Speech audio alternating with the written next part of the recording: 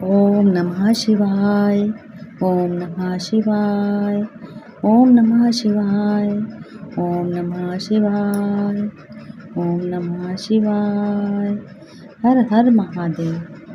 हर हर महादेव। आज भगवान स्वयं शिव बाबा गौरापति महादेव हर हर महादेव क्या कहते हैं अपने भक्तों से। मेरे प्यारे भक्तों, तुम श्रेष्ठ और महान इस ज्ञान बिंदु से बनते हो। ये ज्ञान बिंदु तुम्हारा भी भाग्य की रेखा है। इस ज्ञान बिंदु को सुन करके तुम्हें सर्व शक्ति मिलती है, सभी शक्तियाँ मिलती हैं। फिर भगवान कहते हैं, तुम में कितना अभ्यास हो गया है कि भक्ति करने का, तुम अब भक्ति अपनी बहुत अच्छे तरीके से कर सकते हो।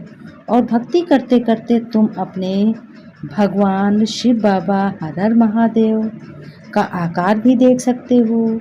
और अभ्यास भी तुम्हें हो गया है भक्ति का, कि भक्ति करते करते इतने दिन हो गए, अब भगवान ने तुमको भक्ति में फल दिया है। क्या फल दिया है कि तुम भगवान के बच्चे कहे जाते हो। जो भी साधु महात्मा हैं, संत महात्मा हैं, वो सभी भक्ति करते करते करते करते कहाँ तक पहुँच गए हैं। आज वो तप तपस्या और दंडनीय करते हैं, कहते हैं कि मैं यही करूँगा। कोई लेटे लेटे जाते हैं, ये कोई तपस्या है? ये तपस्या करते हैं। और तुम अपने घर में रहते हुए भक्ति करते हो, शिव बाबा का ज्ञान बिंदु सुनते हो और सर्वश्रेष्ठ बनते हो। तुम भगवान का रूप भी देख सकते हो। रूप माने क्या होता है? रूप माने भगवान की लाइट माइट शक्ति, उसी को तुम देख सकते हो।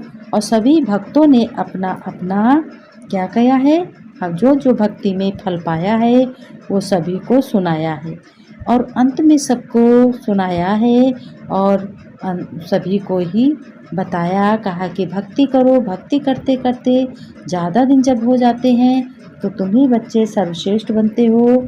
और इसलिए ये नहीं कि भक्ति हम कहाँ करें, भाव में ही भक्ति है। जब तुम्हारे में भाव है तो तुम्हें अभ्यास भी होगा कि हाँ, भगवान हमारे साथ है। ये कलयुग के अंत में जो भी समय है, भगवान के बच्चे बनते हैं और भगवान के जो भी भक्त हैं उनकी सारी शक्तियाँ उनको मिलती हैं और सब गुण, प्रेम, सुख, शांति, पवित्रता सब कुछ मिलता है।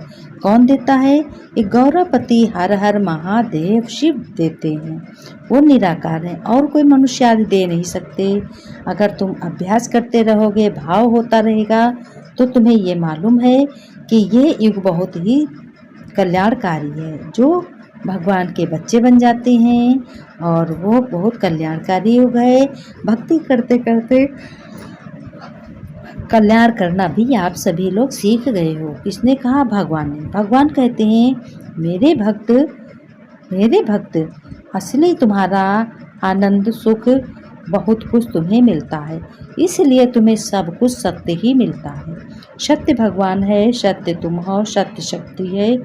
इसलिए इसको वेस्ट नहीं करना है, इसको संभाल के रखना है। जब तुम्हारे पास होगी तभी तो दोगे। अगर दया तुम्हारे पास है तो तुम दया करोगे किसी पे। अगर तुम्हारे पास शक्ति है तो तुम शक्ति भी दोगे, अच्छे संकल्प भी करोगे। संकल्प अच्छे करके तुम उनका भला भी करोगे, क्योंकि तुम भक्ति करते करते करते करते शिव गौरापति महादेव के नज़दीक हो गए हो। भगवान कहते हैं कि मैं शक्तिशाली हूँ, मैं ही निराकार हूँ, मुझे ही निराकार का आकार देखना चाहिए।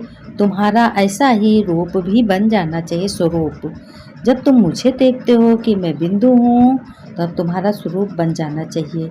तो तुम ऐसे ही अपने रूप और स्वरूप सबको देखते हो, लेकिन दोनों तुमको याद भी रखने हैं भक्ति करते करते।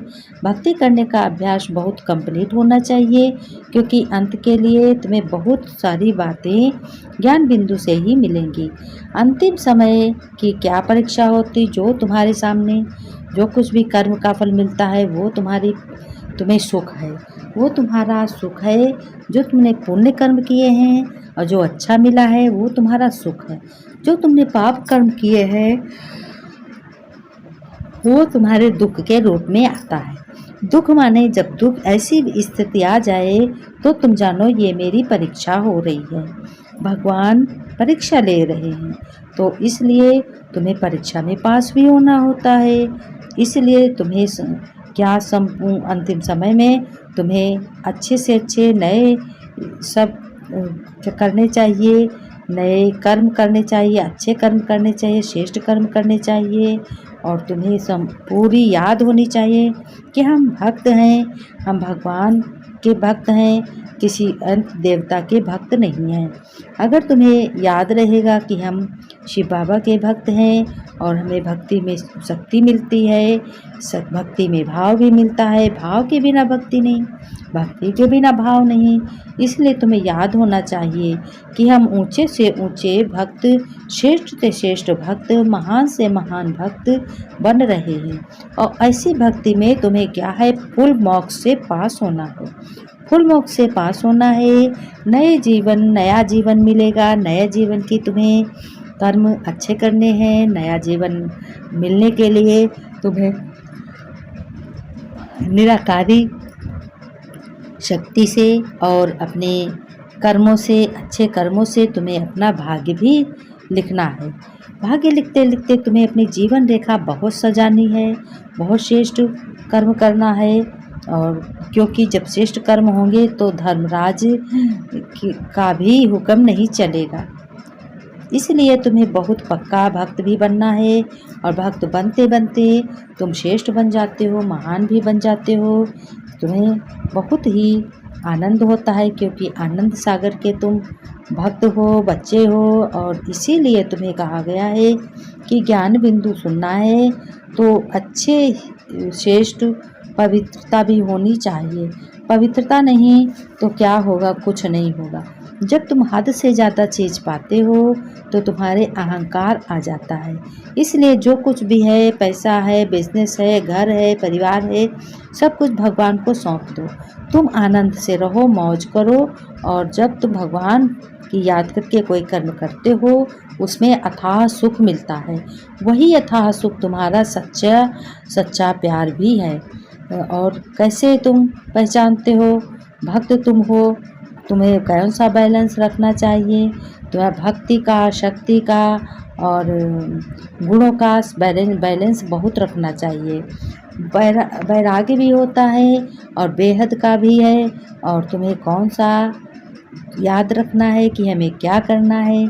इसलिए तुम्हें शिव बाबा का ज्ञान बिंदु सुनकर तुम्हें अपने बातों को ध्यान रखना है कि हमें ना किसी को दुख देना है, ना किसी को के साथ दुर्व्यवहार करने हैं।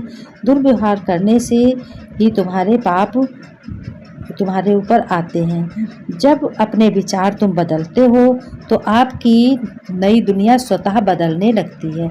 भगवान ने कहा, मेरे भक्तों तुम अपने विचारों को बदलते हो और तुम्हारे विचार स्वतः ही बदलने लगते हैं। इसलिए विचारों को बदलिए। बदलते बदलते तुम्हें ऐसा करना है तुम्हारे रिश्तों में कोई गांठ ना पड़े। गांठ अगर पड़ी तो समझ लिया तुमने बहुत कुछ खोया है। पुण्य की जगह पाप हो गया है। पहले तो तुम क्या करते थे, भगवान शिव के प्यारे हो, आज भी प्यारे हो। और जब 12 बजे दोपहर को तुम उठते हो तो वो बात अच्छी नहीं है। इसलिए तुम्हें सुबह उठना चाहिए, अपने आचार विचार को अच्छे से सोचना चाहिए, क्या करना है क्या नहीं करना है। और कभी भी तुम्हें अपने श्रेष्ठ कर्मों का फल तुम्हें ही मिलता है। इसलिए तुम्हें बहुत श्रेष्ठ और महान कर्म करने चाहिए। महान कर्म करोगे तो पापों से बच जाओगे, पुण्य मिलेगी। और पुण्य करते करते करते करते तुम बहुत श्रेष्ठ महान बन जाते हो। इसलिए तुम्हें बहुत ही श्रेष्ठ महान बनना है। किसी को भी नहीं दुख देना है। भजन ज़रूर करना है, 24 घंटे भी भजन करना है आपको। 24 घंटे में 10 मिनट तक भजन करना है। तुम जो कुछ भजन करते हो वो सब तुम्हें सब कुछ प्राप्त होता है।